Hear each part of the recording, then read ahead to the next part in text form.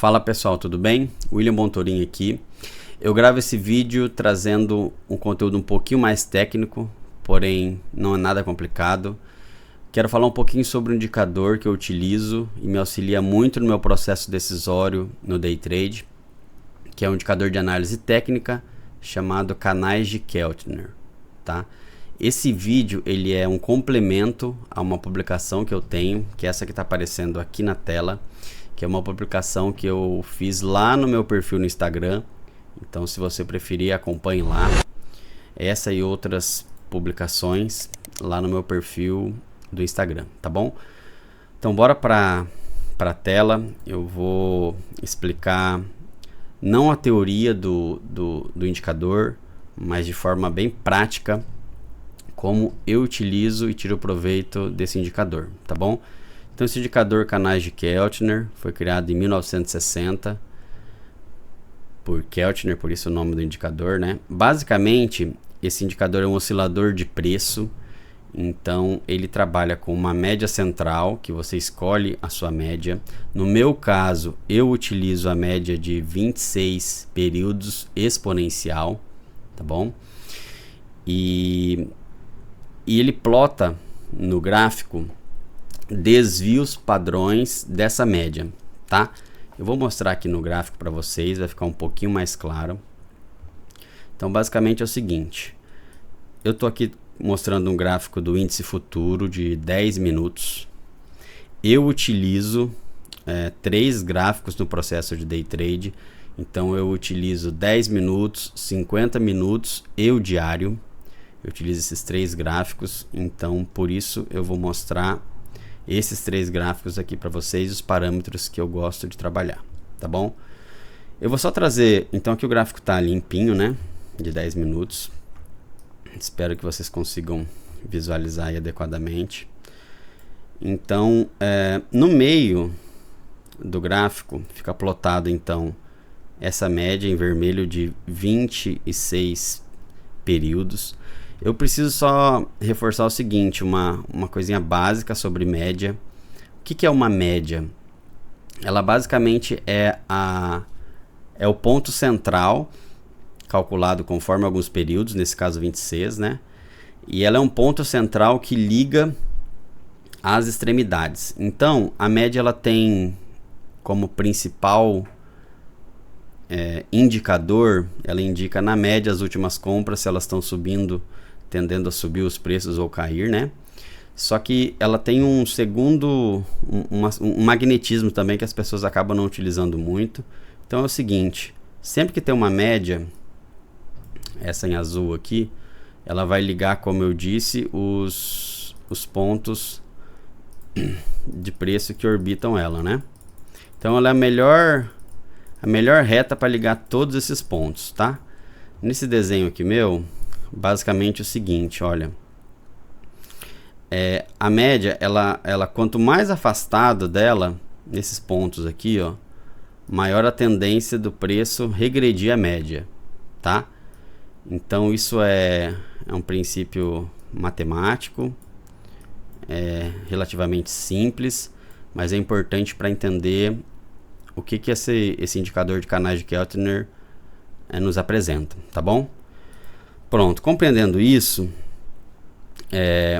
olhando só uma média, que é essa média vermelha aqui plotada, não fica visualmente tão claro qual a distância, agora que passou a ficar óbvio, né? Mas quais distâncias máximas que o preço começa a estar muito distante da média e começa a querer regredir para ela, tá? Então, quais são essas distâncias? Olha, canais de Keltner, existem alguns desvios padrões que nós colocamos, tá? Eu trabalho com 1, 2 e 3 desvios padrões. Então, são valores que orbitam a média tanto para mais quanto para menos, para visualmente demonstrar esse distanciamento, tá? Então, esse em verdinho aqui é o desvio padrão, um desvio padrão. Eu ploto o segundo desvio padrão e eu ploto o terceiro desvio padrão. O que isso me indica, pessoal?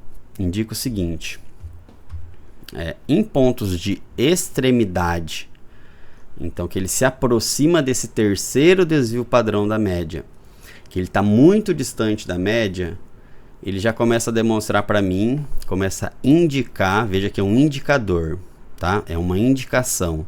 Não confundam em indicadores, eles chamam indicadores e não determinadores.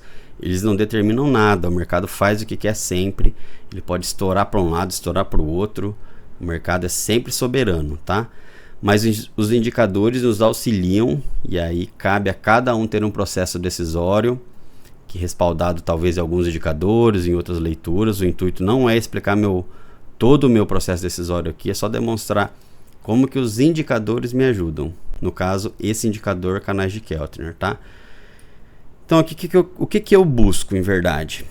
Em canais de Keltner, eu gosto de olhar as extremidades quando ele alcança, seja a terceira borda ou a extremidade dela, quando ele rompe ela para fora, essa em rosa. E aí a principal resposta que ele me dá é a seguinte: quando ele alcança a borda superior desse canal de Keltner, a terceira borda, a principal informação que eu tenho é uma proibição da realização de compra, tá? Se eu vou realizar venda ou não é outra coisa, mas para mim já está proibida a realização de compra, tá bom? Por que está proibida a realização de compra? Como ele está muito distante da média, mesmo que ela esteja ascendente, o que provavelmente ela estará se ele está rompendo os preços na parte superior, ele tem um distanciamento da média, então na média o preço está muito mais caro que os períodos anteriores. Então por isso eu não tenho interesse em adquirir e realizar compra ali, porque se eu compro, o objetivo é vender mais alto ainda para obter lucro, né? Isso é o básico da negociação. Então eu tenho uma proibição, tá? E a recíproca espelhada é verdadeira. Quando ele rompe o terceiro canal inferior, me está proibida a venda, tá bom? Talvez eu compre, porém a principal informação é proibição de venda. Deixa eu mostrar aqui no gráfico para vocês entenderem melhor. Então eu vou... Tem os de 19 de dezembro até 22 de dezembro. Vejam que nesse ponto aqui... Deixa eu colocar um vermelhinho, fica melhor. Nesse ponto aqui, o preço rompe o terceiro canal de Keltner, que é em rosa, tá? Então aqui o que eu faço? Eu vendo? Não necessariamente, é proibida a compra, tá? Aqui nessa região também é proibida a compra. Aqui ele se aproxima, proibido compra, tá? Nessa região aqui quase se aproximou, proibido compra. Aqui também proibido compra. Nessa região também proibido compra. Vou puxar a seta aqui para vocês entenderem novamente por que aqui nessa região aqui eu não tenho interesse em comprar. Olha onde está a média aqui, olha a distância que o preço está da média, tá? O preço tem maior possibilidade do que? De continuar esse movimento ou de regredir um pouco a média, mesmo que depois ele queira dar continuidade, tá? Então esses são indicadores para mim de distanciamento de preço. O preço, ele tecnicamente falando, ele foge um pouquinho da área de valor dele e ele fica um pouquinho esticado, tá? Podendo indicar aí uma possível correção, tá bom? Aqui para baixo, só para vocês verem também, aqui ele quase chegou na terceira borda. Olha, aqui eu não posso vender, talvez eu compre. Aqui, olha o que ocorreu aqui. Esse aqui é um bom exemplo, tá? O preço extrapola aqui. Olha o que ocorreu. Ele estava com tanta potência vendedora que ele acabou dando continuidade aqui, extrapolando mesmo, ó. Isso prova o quê? Que o indicador, ele obviamente, ele possui uma taxa de falha, tá? Não é uma matemática simples, não. Isso aqui está mais para matemática humana, de entender comportamento dos humanos que transacionam, compram e vendem, do que uma matemática. Se assim fosse, era muito fácil, era só programar um robô aqui e ficar bilionário, né? Então veja que ainda que o preço ele sofra alguma possível resistência na queda, quando ele extrapola, ele pode sim extrapolar e continuar andando, tá bom? Agora eu nunca venderia aqui, talvez compraria, tá? É isso que eu utilizo. E aí eu faço essa explicação básica de canais de Keltner, e aí eu faço uma análise nos 3 tempos gráficos que eu indiquei anteriormente para vocês, tá? Então, deixa eu mostrar na prática aqui. Então, são os 3... Aqui tem os 3 tempos gráficos que eu utilizo. Bom, o que eu faço então? Eu utilizo esses 3 gráficos como complementares no meu processo decisório. E aí eu busco um alinhamento das informações nesses 3, tá? Então, quem acompanhou aí, eu posto no meu perfil também algumas operações, depois que eu realizei, se eu atuei na compra ou na venda, né? Vocês verão que nos últimos dias eu atuei apenas na venda no índice, tá? Então vamos olhar pelo diário, olha só. O que ocorre também? Só uma pontuação. O gráfico diário, como ele é um gráfico maior, ele é mais potente, a regra é que você encontra menos oscilações, os movimentos não são tão abruptos, o distanciamento da média ele não é tão grande quanto ocorre nos gráficos de tempo menor, tá bom? Então no diário é mais raro ele extrapolar esse terceiro nível. No 50 já ocorre mais, no 10 já ocorre mais vezes, tá? Se eu puxasse para o 5 ia ocorrer ainda mais vezes, só que ele começa a ficar cada vez mais errático. Se você puxar para o 2 ou para o 1 minuto, então ele vai romper terceiro nível muitas vezes, tá? Então vamos lá, olha só. No gráfico diário, o índice hoje é 24 de dezembro de 2023, o índice vem num processo de valorização aí, o famoso rally de final de ano, né? Subiu quase 17% nos últimos 38 dias. Então ele está há um bom tempo, olha, ele está há um bom tempo nesses níveis superiores, ó, nessa banda aqui, tá? Então, no diário, como eu disse, eu não realizo compra, tá proibido compra aqui para mim. Talvez eu encontre uma oportunidade de venda, tá?